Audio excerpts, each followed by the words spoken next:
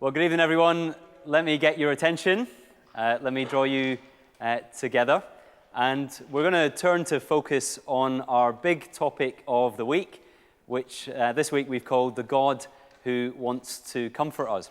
And I thought I would start tonight by giving you one of my top tips that I think is guaranteed to ruin any good party. Okay? Are you up for that? Do not say that I am not a generous man. Okay? You may have your own individual ways of ruining parties, but here I think is a guaranteed way, regardless of who we are, universal way for how to ruin a party. You ready for this? So what you got to do is you turn up. You can imagine the scene. You've arrived at the party, and it's great so far. Okay, the music is playing, the food is fantastic, the company is great. Everyone that you want is there. And no one at this point has been on the dance floor and made a fool of themselves. No one's been singing karaoke in a kind of tone-deaf way. It's a fantastic party. You're enjoying it. Okay, you with me? Good. Well, here's how to ruin it. Just wait until the conversation is flowing and just kind of raise your voice a little bit and say, I'll tell you what, this seems like an ideal moment for us to talk about death. What do you think? That is it, isn't it? If you get a reputation for saying that at parties, I think you can be guaranteed that you will not be invited to many parties, will you? The fact is, of course, that talking about our mortality, talking about our death at parties, you think it just seems so out of place. Now, I know that. But I guess my question tonight is, well, if not at parties, when? When do we talk about what will certainly happen to us? You might say, well, maybe we could talk about it after work. Well, we've had a hard day at the office or the factory or wherever we work. I just want to chill out, have my tea, watch some TV. Well, what about at the weekend? Well, not at the weekend because we've got all sorts of other things. We want to relax. We want to enjoy ourselves. What about if we go out for dinner with a friend or maybe go around to their house? Well, no, it's not the time for that, is it? What, maybe at funerals? Now, this is fascinating. In my job, I do speak at funerals. But even there, as I look at people in the eye and ask them to allow the coffin to speak to them on a day like this, that reminds them that one day that will be theirs, I can see them looking at me thinking, how inappropriate. How inappropriate on a day like this for you to speak to me about my death. And I think, well, when are we going to speak about our mortality? Now, there are many reasons why we really don't want to face up to the fact that one day we will die. We're very much an entertainment-driven culture, and we're looking for anything we can to make us smile and to be happy. And on the sort of smileometer, death doesn't really rank very highly, does it? We're also a culture that really fears the future. We don't really think about death because we don't have many answers for it. We fear the unknown, and I think we fear what the fact of our death will mean for all those achievements. What do we know about a coffin? Well, there's no storage space in a coffin, is there? You don't take your record of achievements with you. You don't take any of your possessions with you. It's just you. And the fact of our death just threatens to ruin all those times, all those efforts of their significance. And I guess the other thing about death, which is why we don't really want to think about it, is although we know it will happen to us, it just doesn't really seem round the corner for us, does it? We know at some distant point it will happen, but it just never seems to be round the corner for us. So when you combine all these things together, it seems to me that in our culture, you can get through your entire life without having a serious conversation with anybody else about death. Now, tonight, as you can probably tell, I want us to talk about our mortality. Now, I don't do that because I am a miserable, morbid Scotsman. I hope by now you have realized that is not me. I don't want to be miserable. I don't want to be morbid. But the reason I want to do it is because I do believe that in this book, Jesus gives some amazing answers, some really comforting answers to you and me about what the followers of Jesus can expect. So grab your Gospels, and it'd be great help if you would turn with me to John chapter 11. So if you could find John chapter 11, and tonight you are in for an amazing treat. You have 45 verses of John chapter 11 to look forward to. Is that all right? Excellent. Well, we'll start at verse 1. Have a look at what we're told. A man named Lazarus was sick. He was from Bethany, the village of Mary and her sister Martha. This Mary, whose brother Lazarus now lay sick, was the same one who poured perfume on the Lord and wiped his feet with her hair. So the sister sent word to Jesus, "Lord, the one you love is sick." When he heard this, Jesus said, "The sickness will not end in death. No, it is for God's glory, so that God's Son may be glorified through it." Jesus loved Martha and her sister and Lazarus. Now I'm going to stop there, and I want to ask you a question. Given all that we have just been told, what do you think we should read next? So we've been told about the love of Jesus for this family. We've been told that this man called Lazarus is sick. Well, what do you think we should read next? Maybe, Jesus heard this, he loved him, and he jumped on the fastest camel he could and, headed to Bethany. Maybe. Or maybe you think, Jesus didn't actually have to get there to sort out the problem. He's done it before. A few chapters before, in John chapter 4, he had healed a royal official's son without even getting there. Just a word, and the guy was healed. Well, Jesus could just have done that, couldn't he? On the fastest camel, or just where he was, he could have healed him straight away. But listen to what we are told. Verse 6. Yet, when he heard that Lazarus was sick, he stayed where he was 2 more days. Now, that's shocking, isn't it? He heard he was sick, and he deliberately stayed where he was for 2 more days. And why did he do it? You ready for this? This is shocking. He stayed where he was 2 more days to make sure that by the time he arrived in Bethany, the place where Lazarus had lived, he did this to make sure that when he arrived, Lazarus would have been dead for a few days. The shocking news is he deliberately stayed back to make sure that Lazarus was really dead. Now you think that is shocking, isn't it? But why do that? Well, Jesus deliberately did this so that the people of that time and people like you and me could see something glorious about God. Jesus says that the sickness would not ultimately end in death. And that wasn't because he knew he was going to kind of rush in and rescue Lazarus before the final breath. He knew he would die, but he knew that ultimately he would come and raise him physically from the dead. And Jesus knew that that would be a glorious thing that we could discover about God. Because as wonderful as it is for Jesus to come and heal a sick person, how much more glorious is it for Jesus to come and raise a dead, and not just a dead, but a decaying man from the grave? Now that is more glorious. And how much better for you and me? Because yes, we would like people to be healed from sickness, but what is the great answer that we want? Not just sickness, we want the answer for physical death. And that is the reason that Jesus delays, so that we would have that answer for death and so that we would see something glorious about God. Now, in verses 7 to 16, we have a conversation recorded 2 days later with Jesus and his disciples. And I love this. Let me read it to you. Verse 7. He said to his disciples, this after the 2 days, "Let us go back to Judea." "But Rabbi," they said, "a short while ago the Jews tried to stone you, and yet you are going back there." Jesus answered, "Are there not 12 hours of daylight? A man who walks by day will not stumble, for he sees by this world's light. It is when he walks by night that he stumbles, for he has no light." After he said this, he went on to tell them, "Our friend Lazarus has fallen asleep, but I'm going there to wake him." And don't you love this? Verse 12, his disciples replied, "Lord, if he sleeps, he will get better." Jesus had been speaking of his death, but his disciples thought he meant natural sleep. They were so honest about themselves. So then he told them plainly, Lazarus is dead, and for your sake I am glad I was not there, so that you may believe, but let us go to him. Then Thomas, called Didymus, said to the rest of the disciples, let us go also, that we may die with him.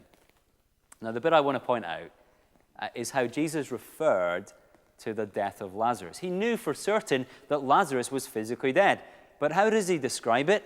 He says, he's fallen asleep. Now why is that?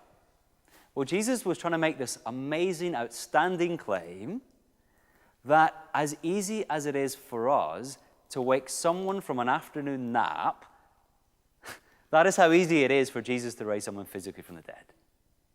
Now, let me just try and explain what I mean. Now, there are occasions when I kind of wander down in the house, and my wife is asleep on the sofa. Okay, now you might think that is a lovely, cute sight. There she is. Not always snoring away on the sofa, but she's kind of having a nap on the sofa. And I come into the room, and I think to myself, well, I don't go, oh no, she's having a nap. There she is. She's kind of purring away. And if I want to wake her up, it's quite easy.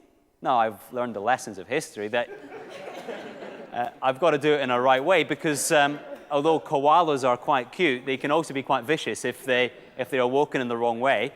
So I don't want a grumpy Victoria, but I don't find it that difficult to wake her from sleep. We see Jesus, as easy as it is for me to wake my wife from an afternoon nap, that is how easy it is for Jesus to raise someone physically from the dead. Well, that's his claim. Let's have a look at how he gets on when he arrives. In verse 17. On his arrival, Jesus found that Lazarus had already been in the tomb for 4 days. Bethany was less than 2 miles from Jerusalem, and many Jews had come to Martha and Mary to comfort them in the loss of their brother. When Martha heard that Jesus was coming, she went out to meet him, but Mary stayed at home. Lord, Martha said to Jesus, if you had been here, my brother would not have died, but I know that even now God will give you whatever you ask. Now, you can feel the disappointment, I think, in her words. If you had been here, my brother would not have died. You know, if you had been around, if you got here quickly, then this would not be the scenario. And yet, even through the words of disappointment, there is still some hopeful expectation that maybe Jesus could do something. But the question is, what could he do? It's not as if he's just arrived and Jesus has just been on some advanced paramedics course and then he can apply the CPR. It's not that at all, is it? He's been dead for days. And it's not even that Jesus can help with the arrangements for the funeral. He's missed that. But now that he's arrived, what could he do? Well, look with me at what Jesus says in verse 23. Jesus said to her, your brother will rise again. And Martha answered, I know he will rise again in the resurrection at the last day. And Jesus said to her, and note these words, I am the resurrection and the life. He who believes in me will live, even though he dies, and whoever lives and believes in me will never die. Do you believe this? Yes, Lord, she told him. I believe that you are the Christ, the Son of God, who was to come into the world. Well, there's Martha, and she believed in some sort of future hope, some sort of future resurrection.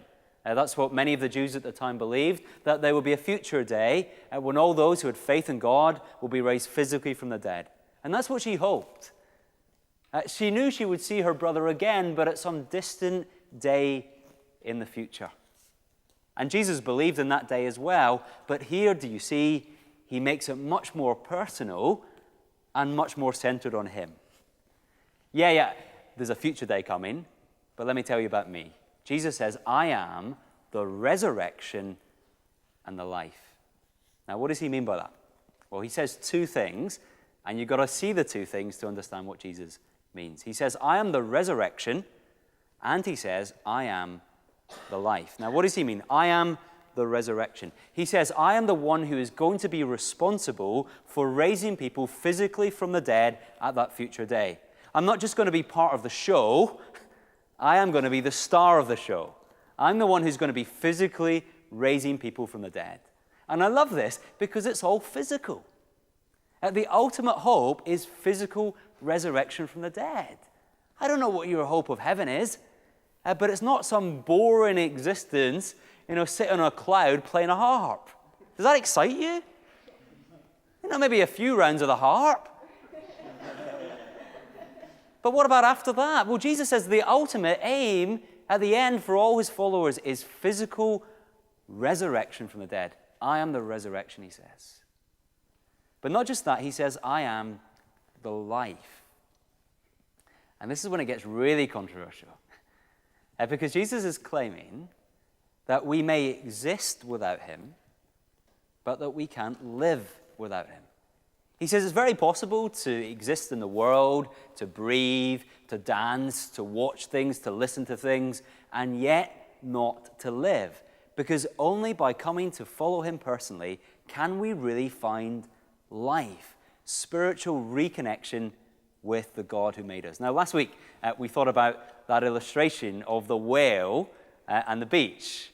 And it's a bit like this. If you watch the whale on the beach, it can gasp for breath, can't it? It can take a little breath. It can just about, maybe move a little bit. But is it really living? Well, no, it's not living. It has to be taken from that environment and put in its wonderful environment of the ocean to truly thrive. Well, Jesus is claiming that only he can give us life. He is the resurrection and the life. And therefore, he can say, he who believes in me will live. Or he or she who believes in me will live, even though he dies. And whoever lives and believes in me will never die. That is, whoever believes in Jesus will live physically one day, even though they will die physically. But whoever comes to Jesus personally will live in a way that will never stop. And then Jesus asked that wonderful question to Martha. Do you see how personal it is? Do you believe this? And she says, yeah. Well, notice what she says. Not simply yes. She says, yes, Lord, I believe that you are the Christ, the Son of God, who was to come into the world. That is, her expectations were of this promised Jewish Messiah who, when he arrived on the scene, he would be responsible for all the physical resurrections. And she's saying, I've got it. I know who you are. You are this promised Messiah. Well, that's a big claim, isn't it? To be the resurrection and the life. But we all know that there are people who make big claims but who cannot substantiate them. For example, if I said to you right now that I have the greatest voice in the world, I really, look out at Frank Sinatra. You have not a patch on me. I have the greatest, just you wait. Now, what would you say to me? For those of you who have heard me sing before, you might be thinking, please don't. But otherwise, you might say to me, prove it. Prove it. And how would I prove it? Well, someone would get me a microphone, and I think within the first 2 seconds, your lovely, delicate ears will be crying for mercy. Because it is very obvious, if you listen to me sing, that I am tone deaf. I can make a big claim, but I cannot substantiate it. But what about Jesus? Big, big claim to have the power of life and death. Well, let's see how he gets on. Look at verse 28. After she had said this, she went back and called her sister Mary aside. The teacher is here, she said, and is asking for you. When Mary heard this, she got up quickly and went to him. Now, Jesus had not yet entered the village, but was still at the place where Martha had met him. When the Jews who had been with Mary in the house, comforting her, noticed how quickly she got up and went out, they followed her, supposing she was going to the tomb to mourn there. When Mary reached the place where Jesus was and saw him, she fell at his feet and said, and you can see the same sort of tension here, can't you? Lord, if you had been here, my brother would not have died. When Jesus saw her weeping, and the Jews who had come along with her also weeping, he was deeply moved in spirit and troubled. Where have you laid him, he asked. Come and see, Lord, they replied. And the next verse, the shortest verse in the Bible, Jesus wept. Oh, then the Jews said, see how he loved him. But some of them said, could not he who opened the eyes of the blind man have kept this man from dying? See what they're saying? Oh yeah, he could do certain tricks. He could do certain miracles. But what about this one? This man's been dead for days. What can he do now? Shed a few tears? Well, what can he do? Well, look on. Verse 38. Jesus, once more deeply moved, came to the tomb. It was a cave with a stone laid across the entrance. Take away the stone, he said. You've got to be pretty sure of yourself to do this, haven't you? But Lord, said Martha, the sister of the dead man, by this time there is a bad odor, for he has been there 4 days. In other words, she says he stinks. Don't move the stone. Then Jesus said, did I not tell you that if you believed, you would see the glory of God? So they took away the stone. Then Jesus looked up and said, Father, I thank you that you have heard me. I knew that you always hear me, but I said this for the benefit of the people standing here, that they may believe that you sent me. When he said this, Jesus called out in a loud voice, Lazarus, come out. You know what happened? The dead man came out, his hands and feet wrapped with strips of linen and a cloth around his face. Jesus said to them, take off the grave clothes and let him go. Therefore, many of the Jews who had come to visit Mary and had seen what Jesus did put their faith in him. Well, there you go. The evidence that Jesus has the power over life and death. Now, it seems to me that in many aspects of our life, we are very skeptical. We take a lot of convincing, but there seems to be one area of life where people will believe almost anything without any basis, and that is the area of death. We will believe all sorts of things about the future without any basis at all. Well, what about Christians? All this talk about Jesus as the resurrection, the life, do we have any basis for that? Do we just want to believe it because it sounds so good? Well, no. Here is Jesus raising a man physically from the dead. Now, I would never dream of doing that at any funeral I was at or that I conducted. Imagine that. I go to the coffin and I say, I'm just going to open up the coffin for a minute and I'm going to talk to the body. Do you think I would be asked to conduct any funerals in my life again? You've got to be pretty sure of your power for this. And Jesus is convinced that he can raise people from the dead. Now, what we've got to understand is that this is not a quaint story. This happened. This has been recorded by reliable people so that we can believe Jesus' great promise to be the resurrection and the life. Now, the question is, will we believe? Will we come to Jesus, surrender to him as our King, come as we are, and follow him? Because if we do, Jesus says, if you come to me, you will live now, and that life will never stop. And the ultimate end for you as one of my followers is to be physically resurrected in a physical new world without pain and without suffering, to live in the presence of God forever. Now, there's a lot to think about there, isn't there? So why don't you go back onto your tables and see what you make of what Jesus has just said.